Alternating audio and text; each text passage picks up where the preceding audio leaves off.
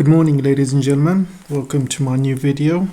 Welcome back. Thank you for joining. So, in today's episode, I'm going to be talking about all the latest developments in China. They've recently announced a defense spending boost. I'm also going to be talking about the G20, all the shenanigans that happened in the G20. I'm also going to be talking about the UK, how Matt Hancock is being made a scapegoat for all the COVID stuff. And I'm also going to be talking about Sunak and his Northern Ireland deal, and as well as Argentina and the Falklands. And also I'm going to be talking about Scholtz's trip to Washington, meeting Biden. I'm going to explain to you the picture I showed in my thumbnail, and again, those of you who haven't seen it, this is the picture. So I'm going to discuss that in full length and a few other stuff that's happening around the world. So without further ado, let's carry on with the show. So before I start talking about the main topics, I'm going to go through some updates regards to Ukraine. As you know, Bakhmut has been surrounded by Russia. And a lot of Ukrainian troops are having to retreat. And whilst retreating, a lot of them are being killed or severely wounded. And I'm just seeing reports from the Ministry of Defense from Russia that Ukraine is suffering the highest number of casualties a day since the war started last year. And we're talking about, at least 1,000 people dying per day. I mean, one particular report said there was 500 a day, and yesterday that has grown to 1,000. And this is because a lot of Ukrainian soldiers are leaving their secured outpost and trying to escape. And when they're trying to escape, most of the supply routes and escape routes are being blocked by Russia. So they're being killed by artillery, sniper, rocket launchers, bombs, rockets, air raids, you name it. So they're being killed like sitting ducks at the moment. And not many Western papers are reporting on it because they do not want to report any losses on the Ukrainian side. They only want to report losses on the Russian side. So it doesn't fit with the narrative. So I'm looking at the Ministry of Defense reports, and you're welcome to check that every single day in the Russian Ministry of Defense website and on Telegram as well. And it shows clearly the amount of casualties they're having per day compared to what it was last year, and it's gone up a huge amount. So a lot of Ukrainians are being sent to the front line, and apparently they only got 4 hours to live before they die. And it's an absolute shame how these Ukrainians are used like pawns. They're absolutely being used as pawns in this frontline battle. So you can look at this article here. It says, our troops are not being protected. So you've seen a lot of Ukrainians now coming out and basically blaming the West, saying we're all dying because of you, and we're all dying because you are not sending weapons to the front line fast enough. We don't have any weapons. We don't have any ammunition. We don't have any food. People are dying. People are getting injured. People are surrendering. And they are starting to blame the West now. And even Zelensky, he's come out and saying, I saw some sort of press conference today, and he's saying that West needs to stop talking. They need to start sending jets, tanks, ammunition to us right away. We need it now. We don't have time in a few months or 6 months. We don't want our troops to be trained for 6 months. We basically need ammunition. We basically need jets. We need tanks right now. We need Western countries to stop talking and just start sending. That's what the message has been saying. And you can see here some Western papers like the Telegraph are admitting that Ukrainian soldiers are basically withdrawing from Bakhmut. And Bakhmut is a very strategic location. And if Russia takes over Bakhmut, the rest of the war in Donbass will be much easier for them, because Bakhmut is a very stronghold. It's also higher up as well. So in terms of if they can put the artillery in Bakhmut, you can cover a lot more distances. And most of the Ukrainian troops are basically dug in Bakhmut as well. All of the defenses are there, all the equipment is there. So if they lose Bakhmut, it'll be a huge blow to Ukraine, and they're not going to replace all of the soldiers that have been lost there, all the equipment, all the ammunition that's been, dumped there. So it's going to be a huge loss. But the UK paper, this one is Telegraph is kind of reporting the truth, but there are some UK papers who are completely going in a different direction, and it's quite funny to see what they're saying. Like, for example, this one coming out of The Independent. It says, NATO commander in Europe says Russia's losses in Ukraine amount to over 200,000 troops. If you believe that, you believe anything. 200,000 troops is probably happening on the Ukrainian side, because it's the Ukrainians that are being surrounded, guys. It's the Ukrainians that are, leaving Bakhmut or withdrawing from Bakhmut. It's not the other way around. So if your troops are being surrounded and you have no control of the air, you've got no ammunition, you've got no tanks, you've got no weapons, who do you think is winning and who do you think is losing? Russia is literally pounding Ukraine. And then you have another article here coming from The Independent. It says, Putin's troops are fighting with shovels. They're fighting with shovels amid ammunition shortage. Well, it's not Russia that's having low on ammunition, it's Ukraine. And the proof is Zelensky begging the West for ammunition. He's out there begging the West that we need ammunition now. Russia's not begging the world for ammunition. Russia's carrying on doing what they've been doing since last year. And I remember seeing these articles from March last year saying Russia's going to run out of ammunition. And it's been 1 year already, and they're still basically singing out the same tune. And Independent is supposed to be an intelligent newspaper. Not anymore, guys. It's probably more dumber than the Sun. The articles coming out of the Independent is absolutely horrendous. Absolutely horrendous. So let's move on to China. And as you can see, China has boosted its defense spending. And, this is basically what you call cause and an effect, right? So, there's many examples of cause and effects. If you go and, slap a police officer in the face, obviously you're going to end up in jail, right, for a long time. And that's the cause and that's the effect. You know what you're getting. So the same way, China has been completely surrounded. They are escalating tensions in Taiwan.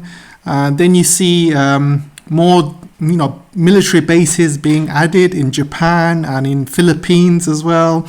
And then you see Japan saying they're going to add 50% more to their defense spending. Then you see United States really saying that they're going to place more sanctions on China. They're going to have a war with China by 2025. All of these cyber rattling that's going on with China, and lots of aggressive talks that are happening against China. So obviously China will have to increase their defense budget. They have no choice. And this is the cause and an effect.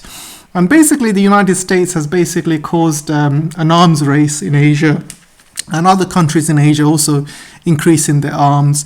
But as you know, China's GDP is very, very high, and the spending is not as high as United States. United States, obviously, you got 900 billion, I believe, that are spending. I could even go up to $1 trillion. While China's defense spending is going to go up to 230 billion this year. And some might say 230 billion is not real true figure. So you have to understand that spending 230 billion in China is very different from spending 1 trillion in the United States. You got to count the salaries they pay to the Chinese military. It's going to be obviously much less than what the US gets paid. The cost of making a ship or an airplane or a fighter jet in the United States is much more expensive. Their research and development in the United States is much more expensive. So this is why China, with this budget of 230 billion, they are churning out more ships than the US per year. And I've seen a recent reports that they are also out making Chinese J20 jets and J16 jets faster than the US are making their jets. Everyone knows that the US military spending, most of it is just wasted. Most of it goes to, obviously is very corrupt. Most of it gets recycled. It goes to the pockets of the defense organizations. Some of it is used for money laundering. Some of it is being paid for the 800, bases they have around the world.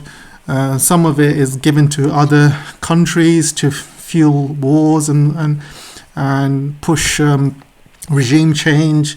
There's a lot of money of the US that gets wasted around the world, and China doesn't do any of that. What you see is what you get. 230 billion is what you see them spending on their militaries. Not a penny less, not a penny more. And you just have to look at both the countries. With US spending, like I said, a lot, 800, 900 billion, and China spending 230 billion. China is still able to produce more ships, produce more jets than the United States, plus, obviously more missiles. They have a huge manufacturing capacity as well. They can churn out missiles much more than the United States. And this is why the United States and the West are very scared about China providing arms to Russia. And this is why they made a big song and dance about it, that China's providing arms to Russia. And, if they do, then there'll be sanctions on China and stuff like that. They're very scared that they know that if China does provide arms to Russia, it would be unlimited amount of arms, because China can produce an unlimited amount of arms overnight. All of these factories they have all over China, they can churn out arms like nobody's business. I've also seen a report that they are 3D printing missiles as well. And you have to understand that China is also the number one country on producer of rare earth minerals, and a lot of these missile components need rare earth minerals as well for accuracy and many other reasons. So if China produces a lot more rare earth minerals, they'll be able to produce a lot more of these missiles and components and jets and things like that. China is also manufacturing their own airplane jets as well. The WS-15 has recently been mass produced, which means they don't need help from outside countries. They can mass produce their own jets in a very, very fast way. They have their J-20s, they have their J-31, which is coming out very soon, and they're all going to be stealth. And they're also in development of the 6th generation airplane as well, which is going to have drone wingman. They also have drone wingman stuff going on with the J-20s as well. And also they have a huge capacity for drones. China is building drones like nobody's business. Their main drone company, DJI, produces millions of drones per year. And they have a huge capacity, and you can't underestimate China's capacity. Even with this 230 billion they are spending, I think other countries should be scared. Japan increasing their military spending doesn't really affect China that much, because again, Japan is wasting most of that money. If you look at the history of Japan, since they've been taken over by the United States, Japan has been giving money to the United States to house their own troops in Japan. So they've been paying for more than half the amount, probably more, 70-80%. to house US troops in Japan. And we're talking about 50, 60,000 US troops and equipment and their families as well. And so Japan is paying for most of it. So obviously most of the military budget goes away there. And the rest of the military budget they have goes to American weapons, which is very expensive. They obviously buy F-35s and other American weapons as well. So Japan's military spending is not really much compared to China. Most of it is wasted. Most of it is spent on having US troops in there, and most of it is probably given to the US as well. So Japan really doesn't have its own military. If it does, it's very much a self-defense force. It doesn't have any long-range weapons, things like that. Any lethal weapons, as you can say. Everything's mainly for defensive purposes. They have Patriots. Everything they bought is from America. And so this is why Japan was forced to increase their defense spending, because they know they are very short. And if they come up in a war with China, they would be absolutely smacked. So they feel that they have no choice but to increase military spending. But it doesn't really matter end of the day, because what they're going to do with all the extra money, they're going to be buying American weapons, and again it's going to go into American pockets. So it's too little too late for Japan.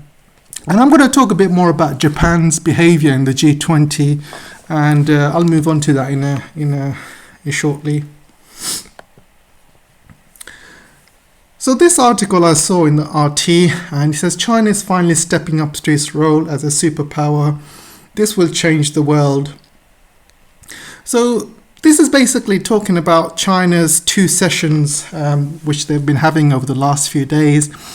And they were talking mainly about they need to do more around the world. They're going to obviously push for more BRICS, SCO, their Belt and Road. They're going to be pushing that more. They're going to push the yuan out more as well to make it more international. So this requires a completely separate chat and discussion about it. So I'm not going to go into too much detail. But basically they were talking about how China this year needs to project its power even more than it was last few years. And they were also talking about reunification with Taiwan. They said why they needed to increase their defense spending. And they're also talking about how they need to be more closer with their allies. And this is why Xi Jinping is going to Russia. He also invited the Belarus leader to China recently. And they're making, they are strengthening their allies. And they know there's going to be some things happening over the next few weeks or few months. They might get sanctioned by the West the same way that they sanctioned Russia. And it seems like it's already started, because they are banning things like TikTok.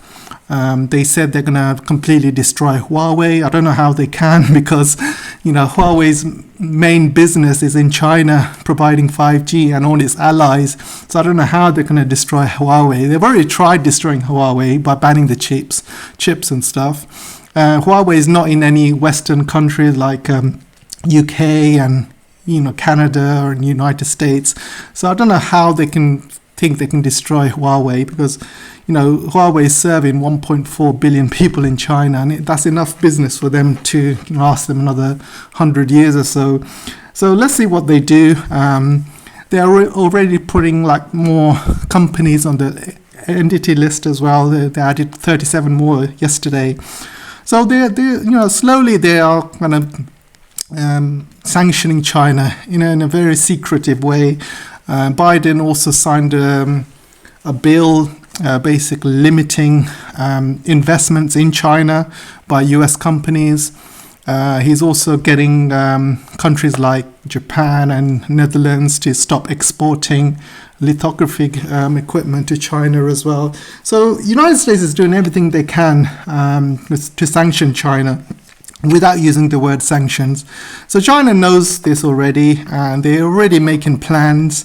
And in these two sessions, they were also talking about sanctions plans as well. The West, if they put any more sanctions on China, how China would react. And so, like I said, this requires a completely separate discussion, and I will probably go into that in a future discussion. So I've already discussed this, how US is basically selling more arms to Taiwan. And it just goes to show, it's double standards. Here you have United States telling China not to supply arms to its ally, Russia, while in the same time, United States is selling arms to Ukraine and also selling arms to Taiwan, which is a province of China. So how does that look? It's just like double standards. You can do one thing, but you can't do another. And it's the US basically doing whatever the hell they want and telling other countries to, stick by the rule, but while the US don't stick by any rules. And again, this is really irritating China, and this is really heading in a wrong direction. And when I say wrong direction, this could end up into a full-blown war. And Taiwanese people would be in the middle of it, like the Ukrainian people are being used as pawns. The Taiwanese people would be used exactly the same way. Which brings me on to some funny joke that Garland Nixon posted on his Twitter feed. He basically posted some sort of sarcastic, Twitter feed about Biden saying, "Wait till you see what plans we have for Taiwan," and stuff like that.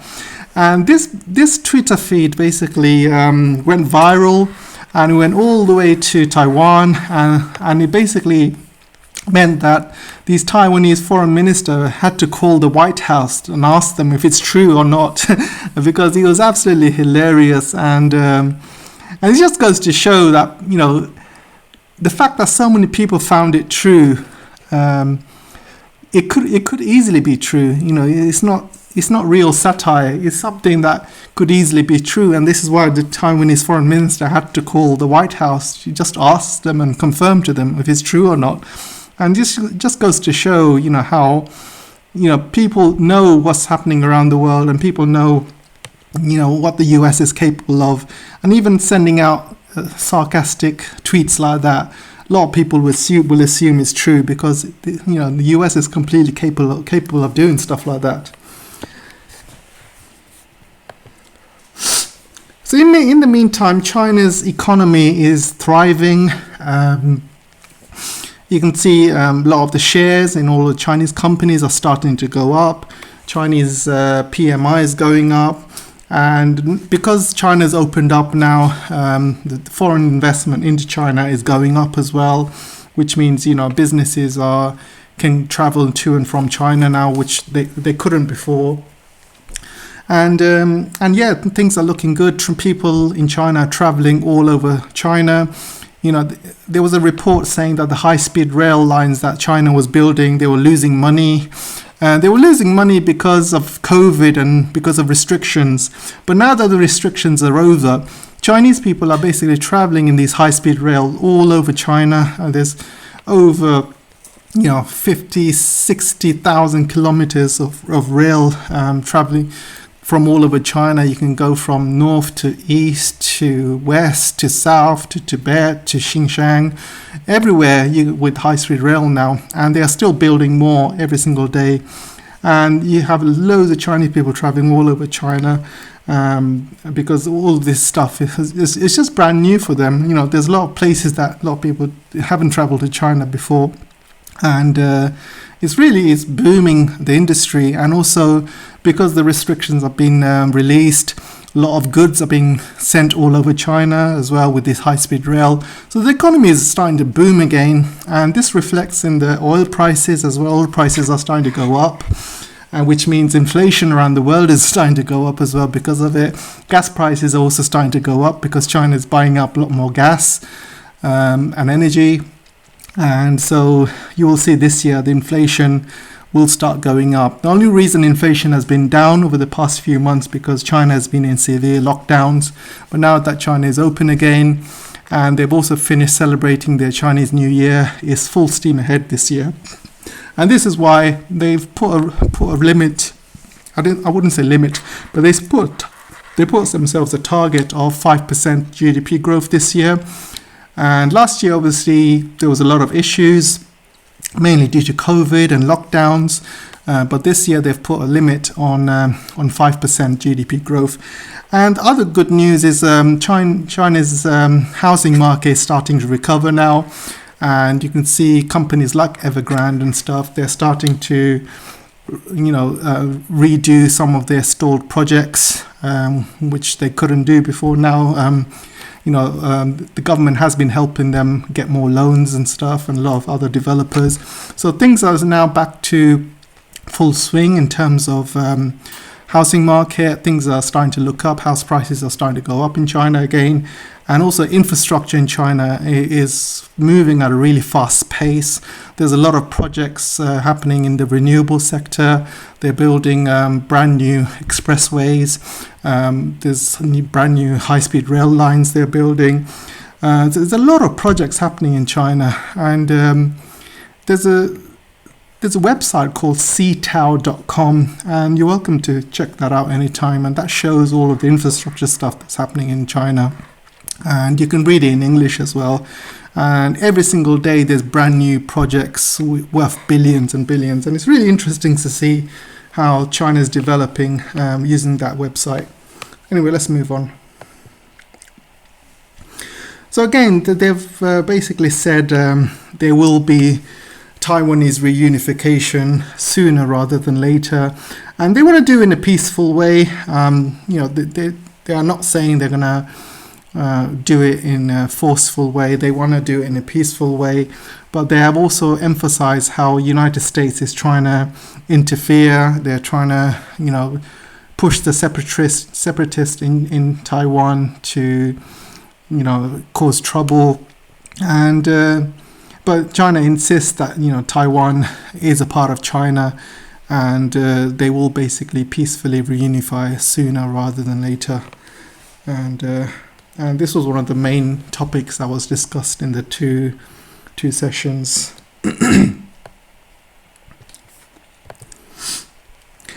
So let's talk about Trump now. One of the things that Trump's speech he was talking about is he was talking about China, and he was talking about how he's going to double down on China, all the trade deals, and all of the stuff that he's going to do to China.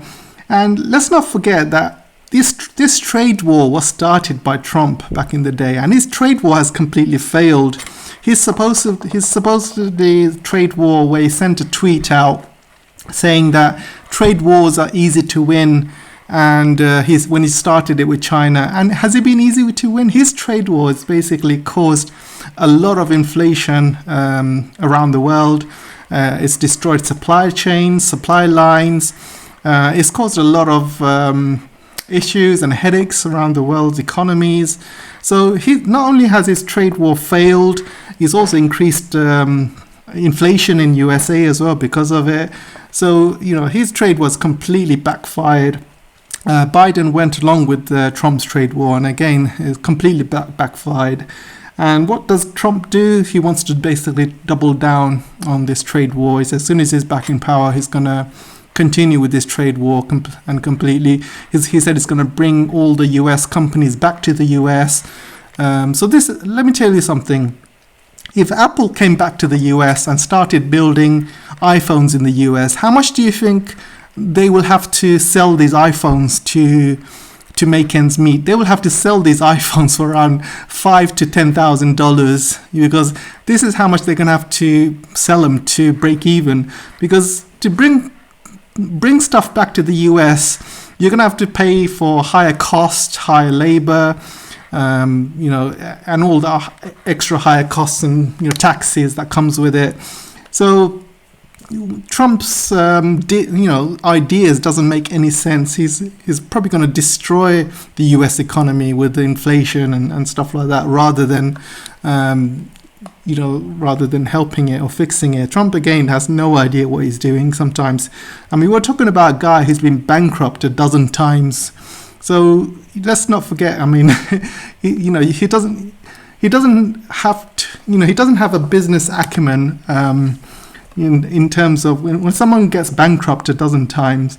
Yeah, sure, you learn from a lot of your bankruptcies, but I live in UK and I live in East London, and I know people in East London who have declared themselves bankrupt after taking out loads of loans and stuff, and they basically end up becoming millionaires because when you become bankrupt, you don't have to pay back any of your debts. So a lot of them, what they do, they take out as much loans as they can, 100k, 200k,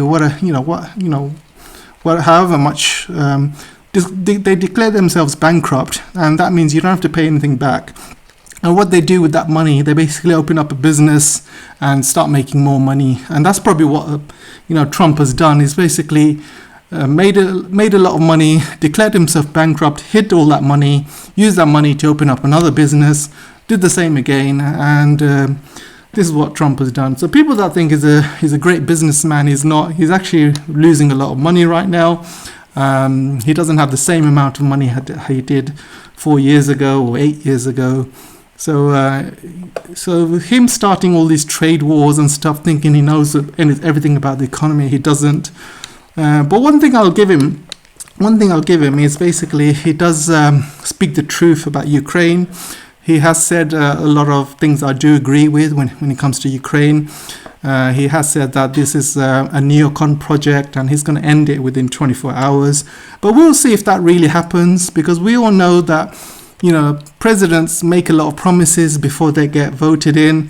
And once they're in office, all their promises go out the window. And I'm talking about Biden. Biden promised a lot before he came into office. He promised he would end the trade war with China. He would do a lot of stuff. He promised, but as soon as he came into power, he's basically become a puppet of the state, and he's basically been told what to do by the neocons and stuff. So again, your words are as good as your actions, really. And Trump's actions hasn't really, he's 4 years in power. He hasn't really, I don't really see Trump actually doing what he says he will do. I think he's just, pushing his own agenda just to be voted in. However, him saying this stuff about Ukraine is probably going to go against him. I think there's going to be a lot of people who will make sure he's not in power. The same people who made sure Biden became president and Trump was voted out. I think the same people will make sure that Trump does not come into power, because if Trump comes into power and he does push for, US to stop giving weapons to Ukraine and things like that, a lot of military defense companies will not like that. A lot of senates who have been pushing this war will not like that. So I think they'll do everything they can to make sure he doesn't come into power and doesn't do what he says. But anyway, we'll see what happens. There's still a lot of question marks with Trump being allowed to become president. There's also obviously there's a couple of court cases. His place got raided as well. So there's a lot of stuff that's still outstanding. Nothing's been resolved yet. So we'll see what happens. So I want to show you this film here, and the funny thing is, Scholtz basically went to United States to meet Biden, and I want to show you this picture, and you can see this picture. He's like a little baby puppet looking up to Biden, and Biden's telling him what to do, and this picture is exactly how things should be. And I'm going through George Galloway's Twitter feed, and I saw this video, and this video is absolutely ridiculous. And this is the video. And this is what submission looks like. And you can see here, so Scholz comes in, he shakes hands with Biden, and look at the way he's sitting, and he's like a cuckold, those cuckold people who sit in the corner watching their wives getting done by somebody else. And there he is sitting in the corner with no power, no authority, just sitting there nodding, listening to Biden, whatever he says, and basically saying yes to everything. And it's just absolutely hilarious. And I just think, this guy Scholz, I mean, he is probably the worst leader I've ever seen apart from Boris. These two guys are absolute joke. I don't know how they become leaders. There's nothing leadership coming out of this guy when he sits like that. Look at his arms, look at his face. There's no leadership qualities coming out of this guy. He's just there to be a yes man, a little puppet of Biden, and I just found it absolutely hilarious. So I'm going to talk about a bit about UK now, and this guy Matt Hancock, he's being made to be the scapegoat, right? So everybody knows that the COVID stuff was an absolute disaster, and it wasn't just his fault. It was the whole government. Basically, it was coming from not only UK but the US and Canada. You couldn't even talk about COVID on YouTube. Your channel had a chance to get blocked or demonetized. Even now, using that word, I'm taking a big risk. I might get demonetized. But they were basically arresting people who are meeting. They were arresting people in funerals. They were arresting people who were gathering more than two people. You weren't even allowed to see your own family. And while at the same time Boris Johnson was having parties and, he was getting friends over, and also they were having the G7, and you can see all the world leaders coming in. They weren't even quarantined. They were all hugging each other. They were all over each other. None of them were wearing masks, while there was different rules for the civilians living in UK and the US as well. So now that COVID is finally over, this guy is absolutely being shafted. He is absolutely being hammered. There's about 100,000 WhatsApp messages that's been leaked to the press, and basically the press have been releasing all of his messages, and he's saying that he just wanted to frighten the Brits. The kids were being forced to wear masks when they shouldn't have, and he was lying about he was obviously lying about the facts and figures and things like that. But at the end of the day, this guy, Matt Hancock, he was working for somebody. He was working for Boris. So why doesn't Boris get, this kind of pressure? At the end of the day, your boss needs to be accountable. When you do things like this, there's only one person who will basically approve everything that you do, and that is your boss or the person you report to, which is Boris Johnson. So I just can't believe this guy's getting all the heat while Boris Johnson's getting away with it scot-free. And I'm also talking about Rishi Sunak. He was also involved. He was the Chancellor at the time. He was obviously involved at the time as well. And the rest of the, dodgy conservatives who are in power or in these parties. And this guy is just they've just decided to make him into a scapegoat, and he's getting absolutely shafted by the British press and the British media. And it's just funny to see, guys. And while all the real guys who really did this, the main governments and stuff, who really kind of pushed all of these agendas and stuff, they're getting away with it scot-free. Just don't think it's fair. If you're going to attack one person, you need to attack the person the orders coming from, straight from the top. You can't just make one person the scapegoat. You need to make everyone that has been involved a scapegoat, not just one person. So I've already showed you this. Putin's troops left to fight with shovels as Russia suffers an ammunition shortage. Again, stupid articles coming out of the British media. And so there's this article I saw on the Global Times, and China won't get involved in the Ukrainian war, but that doesn't mean NATO will win. So I'm not going to play this for you. I've already listened to it myself, and I'm just going to explain to you what my thoughts are. So the Chinese are saying we're not giving weapons to Russia, even though they are our allies. We have every right to do so. However, we're not going to do it, not because the West doesn't want us to, because we don't want to escalate stuff. While the West is obviously escalating things, they're giving weapons to Ukraine, they're giving weapons to Taiwan. However, saying that, China will not allow Russia to lose, they said. They will not allow NATO to win, because they know that if Russia loses and NATO wins, China would be next. So if NATO gets involved in this war, you can bet your bottom dollars that China would be involved.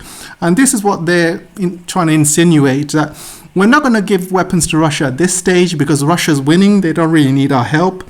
But if it comes to a point where NATO's involved and other countries are being involved in fighting Russia, then China will also have to get involved, because they do not want Russia to lose. Because obviously Russia, there's a lot of plans with Russia.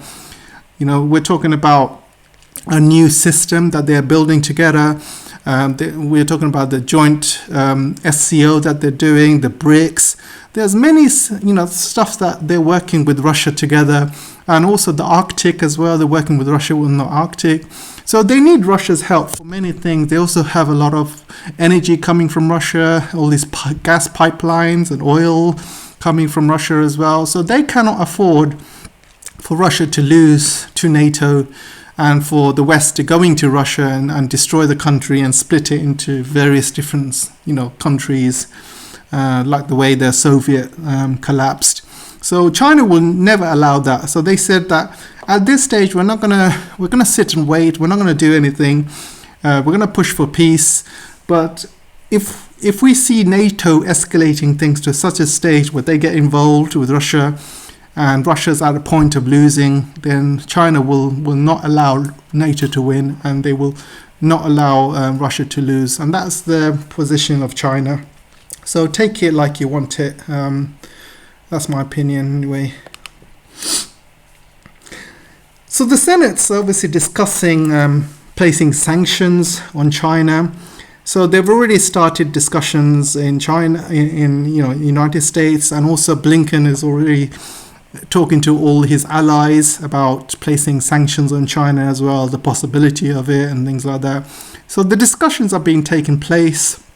China knows this is happening, and this is why they basically came up with some countermeasures in the two sessions. So if the Western countries decide to sanction China, we're talking about China responding in a really heavy way. And it doesn't matter what the West do to China.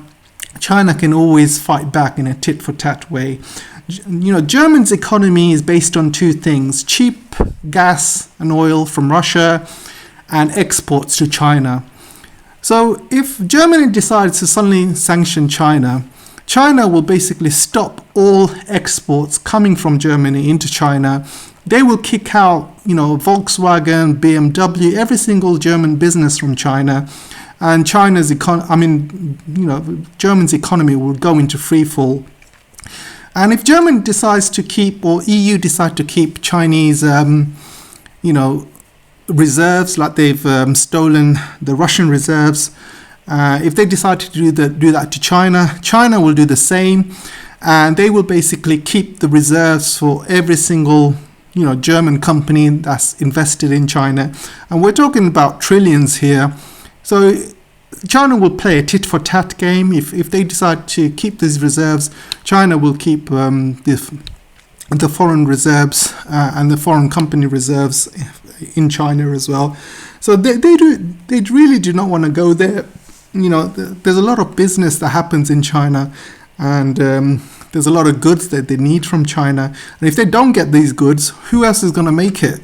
Because if you make it in Germany, you have no access to cheap energy anymore. Your inflation is going to go through the roof. To make these goods in Germany, for example, it's going to be impossible. Nobody's going to buy this crap. Inflation is going to be spiraling out of control. It's going to become hyperinflation. So for them to go and talk about sanctioning China, I believe it's a mistake. However, I never thought that they would sanction Russia the way they did, to take out Russia from the SWIFT banking system. So anything can happen. You don't know how these neocons think. They never back down. They always double down. They always, escalate. So they never back down. They never, step back. So I wouldn't be surprised if they actually do sanction China at some point. Then China does something back, tit for tat, and it just escalates from there. So let's hope it doesn't happen, but I can bet you probably will. So now it brings me to the G20, and when Lavrov arrived in India, he was greeted as a king. And there's clips on Twitter how he came in an airplane, and he was greeted by lots of dignitaries and stuff like that. But when Baerbock, Ina Baerbock, came in, she was greeted by nobody. There was nobody there, greeting her. And it was absolutely hilarious. And then obviously Lavrov made a speech in the G20 as well, and he gave Blinken a bit of a slap. He was basically talking like he was talking the truth. He was saying US is basically they just it's just double standards and hypocrisy. US has forgotten how unilaterally they've destroyed countries like Iraq, Afghanistan, Libya, Yugoslavia. They bombed them to smithereens. They didn't follow the world's rules-based order, whatever not.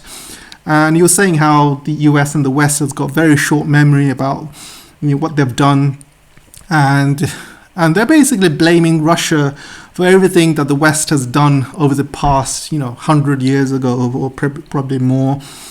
And so these Western leaders didn't really take it that well. Blinken and Lavrov were forced to meet for a 10-minute conversation, and apparently it was just full of fireworks. And Blinken has been accused of lying as well, and you can see here Blinken lied about his exchange with Lavrov. He said that he spoke about this, he spoke about prisoner exchange, and the Russians are saying no, he didn't. And apparently the reason they met together for a 10-minute conversation was because of Modi. Modi insisted them to meeting each other. However, what Modi should have insisted is not just having a meet. He should have insisted on some sort of agreement coming out of that meeting. That could have been something. But anyone can meet. I can meet my own enemy for a 10-minute conversation, and I would just sit there looking at him.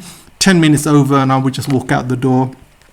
So this is why it's important to come out with, some, tangible stuff out of the meeting, not just two people just sitting there throwing fireworks at each other.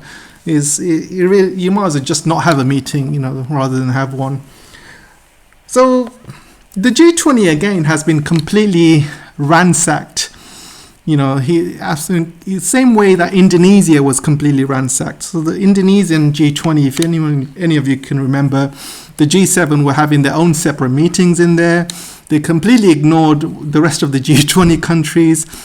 And this is the time when Poland had a stray Ukrainian rocket hitting a farmland or something. And then all of the G7 members, they started phoning each other, spending half the time, instead of going to the meetings in the G20, they were just phoning Zelensky, the Polish leader. They spent a whole day running around like headless chickens, deciding whether to, hit that Article 5 or something from NATO. And in the end, they found out it was just a stray rocket from Ukraine, and they said, oh, okay, crisis over, blah, blah, blah. But they bloody wasted a whole day, these G7 members, having secret meetings, having phone calls with Zelensky and the Polish leader. They didn't care about what the other G20 members wanted. They didn't care about the agenda of the G20 at the time. And again, the G20 at Indonesia was a complete failure. Same thing has happened here.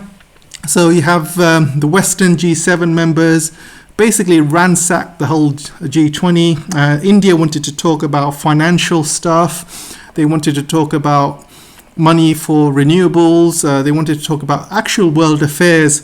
But the Western leaders, they wanted to have Ukraine put in a joint statement, and they wouldn't talk about anything else except Ukraine. And And this is why Lavrov has said that, the West owes Modi an apology. So yeah, the end of the day, they didn't come out with anything, and it's been a completely waste. It basically ends with no consensus, no agreements. So this meeting has been a complete failure and a waste of time. But it gets worse, guys. It gets worse. The worst thing is the Japanese top diplomat basically skipped the G20 meeting. And all of the Indians are saying that, the Japanese are basically acting like imperialists. So the Japanese never ever missed any G7 meetings. So in the history of the G7 meetings, the Japanese never ever miss it. But the G20 meetings, the Japanese decided to miss it because they think, these G20 members are below us. We're the top Asians in our area. These Indians and Chinese in the G20, they're below us. We're not going to sit in the same table as them. So it's being, they're basically going back to the imperial past where the Japanese thought they were the best, and all of these other countries like India, China are below them. And this is why they didn't find the G20 very important for this guy to turn up. And what makes it worse is this guy turns up for the Quad meeting. So he basically skips the G20 meet and he ends up visits India for the Quad meeting. So the Quad meeting I want to also talk about. Basically, Modi was basically, he's giving his speech saying, we need to, work together. There shouldn't be any divisions and stuff like that. And what does he do? He organizes a Quad meeting at the same time as the G20. So, come on. 1 minute you're talking peace, and next minute you're organizing Quad meetings to be against China. And China obviously didn't find this very hilarious at all. China did complain. They said, you're basically organizing a Quad meeting under our noses. This is obviously against China, the Quad. And so obviously Chinese didn't find it very helpful. And so this whole G20 has been an absolute complete farce.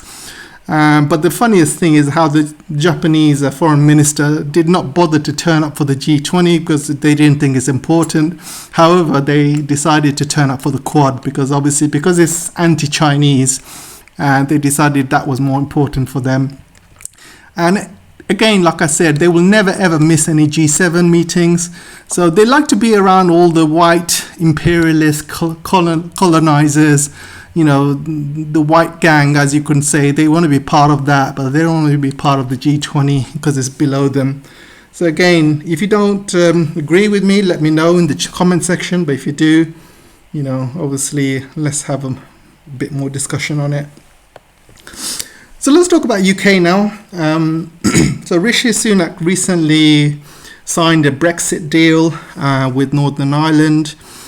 And, there's still people out there who are basically pro-Brexit or not so pro-Brexit. But one thing you can agree on, Brexit has not been very good for the UK economy. And you can blame Boris for that. You can say, it's not the Brexit that's the problem. It's the basically people that are right. And, it's the people who are basically in power. And Boris was an absolute joke. He did not go out, having all of these trade deals with different countries, new relationships. It was basically the same as before. And you had Liz Truss, who was the foreign minister and also the trade secretary at the time. And again, she was absolutely useless as well. So one thing for sure,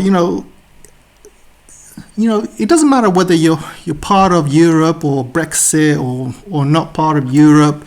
This Ukraine war has basically proved UK to be the same as Europe. They are basically following the same guidelines as the rest of the Europeans. They're still puppets of the United States, and they are basically doing the same thing that they always have.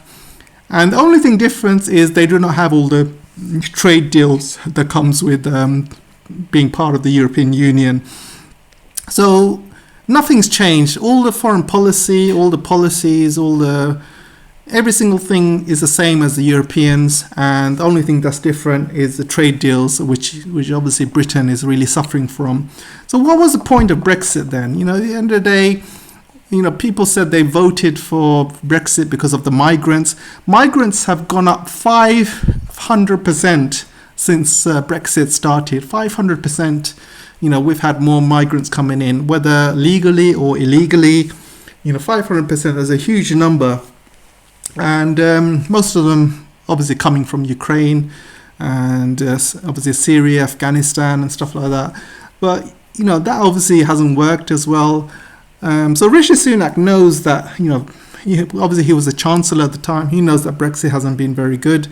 Boris Johnson has stated clearly, do not sign this Northern Ireland peace deal. But, Rishi Sunak still went ahead with it. But we'll see what happens, because the Conservatives have completely lost it. They've completely, destroyed the country with the Brexit.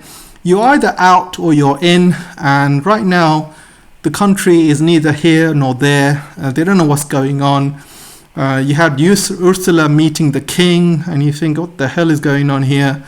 And I don't know, guys. I mean, at this point, whatever these Muppets are doing in England, it really doesn't make any difference. The country's still on its way down.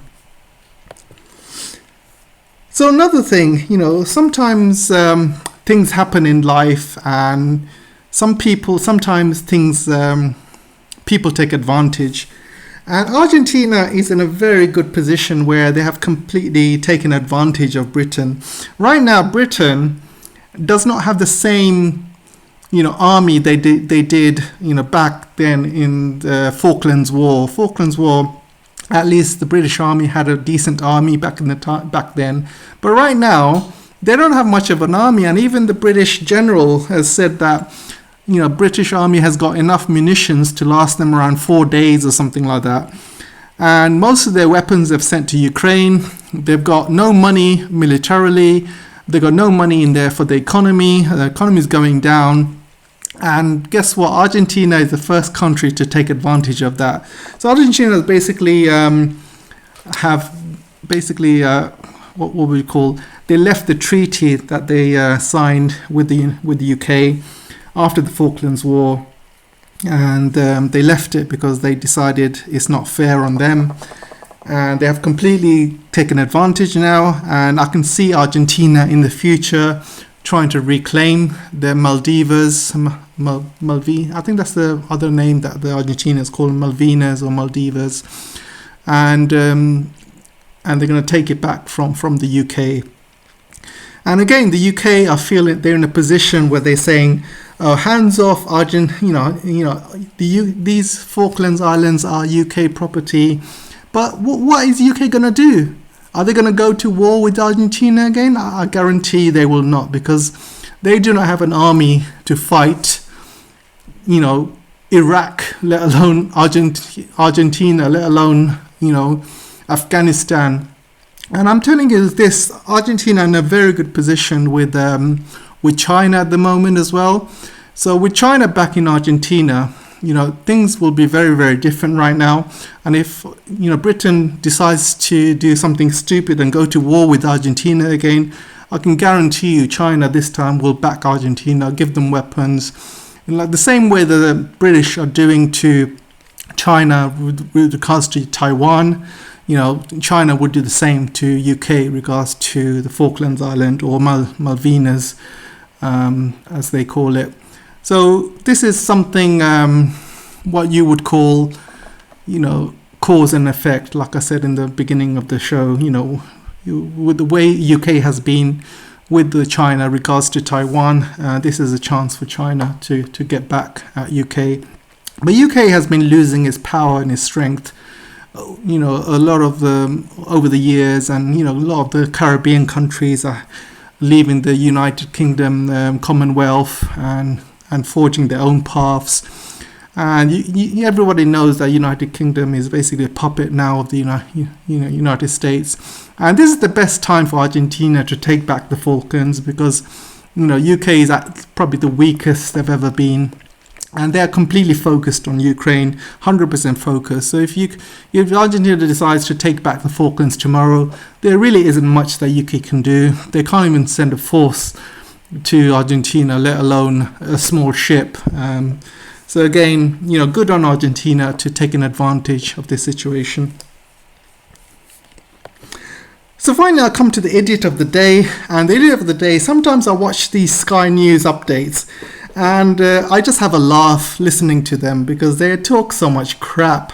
And I just want to share this with you guys. And obviously, I'm going to end the show here, but I'm going to end it with a laugh. So let's have a laugh about this, shall we?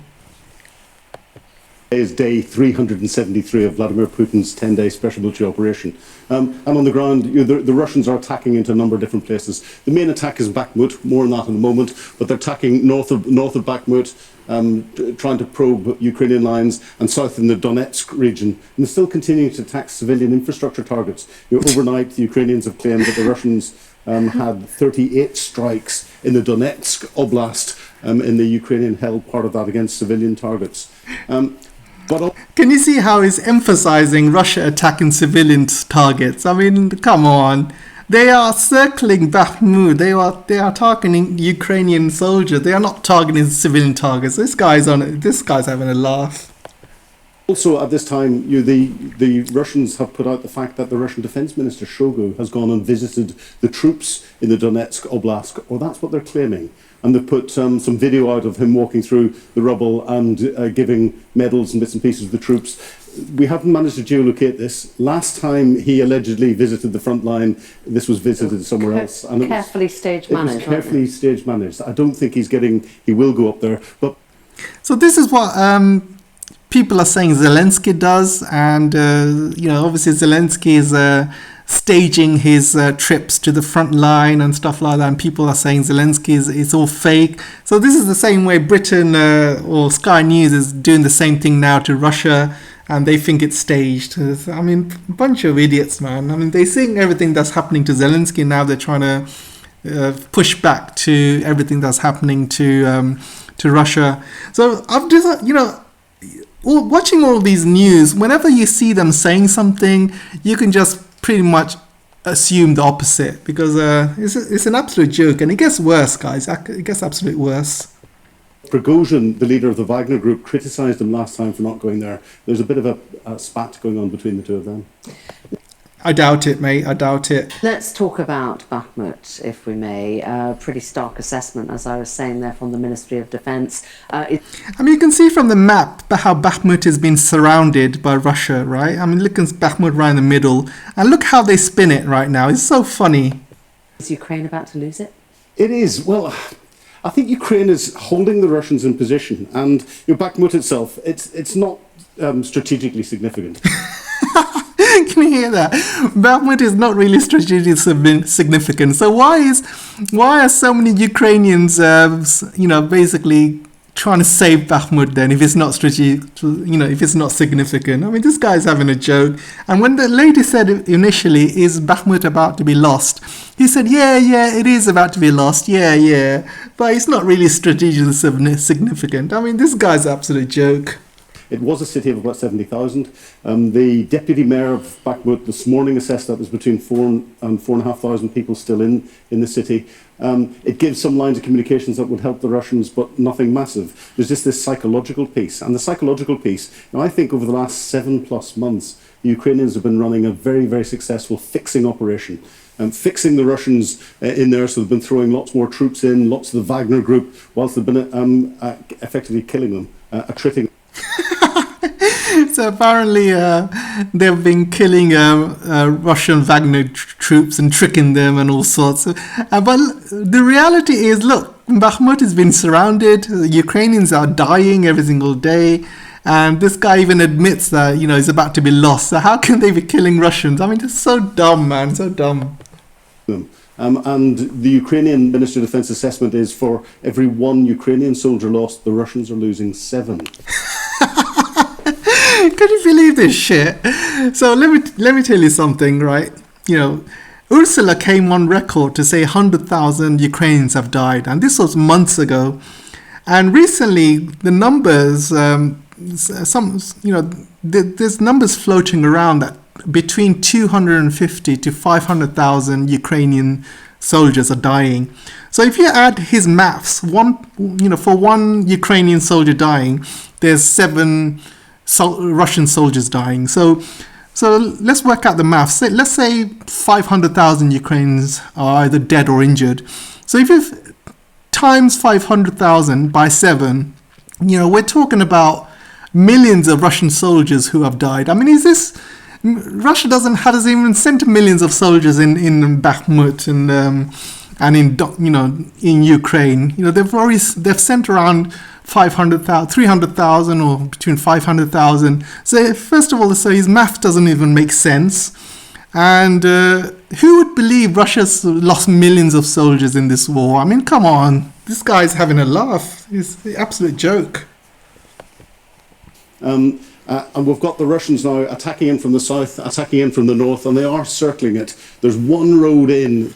So even he's admitting they are circling it. And regards to casualties, it's probably the other way around. For one Russian soldier's dying, probably 7 Ukrainians are dying. So he's obviously trying to spin it in the opposite way. That is now in indirect fire mode from the Russians. That makes it very difficult for the Ukrainians to continue to resupply the troops that's in there. So maybe it's a time for them, with this fixing operation, to withdraw a little bit from Bakhmut city. So now he's admitting, maybe they should, they're winning, they're killing Russian soldiers, millions of Russians are dying, so maybe it's a time for them to withdraw a little bit. So where are they going to withdraw a little bit? Come on, Einstein, where are they going to go a little bit? I mean, this guy's an idiot. Which has been destroyed. Trade that space for additional time. They'll have prepared other defences and defensive positions further to the west. So let me tell you something in terms of military, right? Ukrainians have set up defenses in Bakhmut for years now. They have been fighting Donbass for over 8 to 10 years now. So they have been setting up their defenses in Bakhmut, and it took them years to build. They have been bringing in a lot of NATO weapons, and so a lot of Ukrainian soldiers are holed up in Bakhmut. So it's not easy for them to retreat. Where they're going to go and where they're going to set up defensive units and set up all these defenses they've set up in Bakhmut. It's not easy to do when you've been surrounded. So this guy doesn't even know what he's on about. He's not really a military expert. He's just talking out of his arse. So think about the opportunity cost, effectively. And it's making sure that they're not going to lose too many troops for hanging on to something that's really not worth hanging on to. Yeah, because it's more of symbolic importance, isn't it? It is. Group? The other big thing is it's distracting the Russians and everyone else from what may be going on elsewhere. Yeah, indeed. Let's zoom out, if we can. Globally, how is all of this, what's going on there in Ukraine, playing out? Well, globally, the world seems to be split. There's those that support the Ukrainians, primarily the West or Western Union countries. And then we've got the likes of China, India, Pakistan, Iran, who are still sitting on the fence. Iran's not, they're supplying weapons. But we had the Russian Foreign Minister Lavrov in India last night. He gave a talk to say the war which we tried to stop was launched against us using the Ukrainian people. And how did that go down? To which the Indian crowd burst out laughing. So that would have been... That's not true, guys. The Indian crowd did not burst out laughing. It was a Western crowd who were laughing. It was basically the Americans and the British. India is primarily supporting Russia. As you know, their exports of oil has gone up. They all greeted Lavrov at the airport, treated him like a king. Lavrov gets a lot of respect in India. The Western leaders don't. India, I've read a lot of Indian news channels and articles. India is actually very, very unhappy with the West, especially Blinken and United Kingdom. The way they ransacked the G20. They basically destroyed the G20 with their agendas. They didn't respect India at all. So India is very, very unhappy with the West. So I don't know what this guy's on about. So anyway, that's all for today, guys. Let me know what you guys think. And I'll see you in the next video. Take care for now.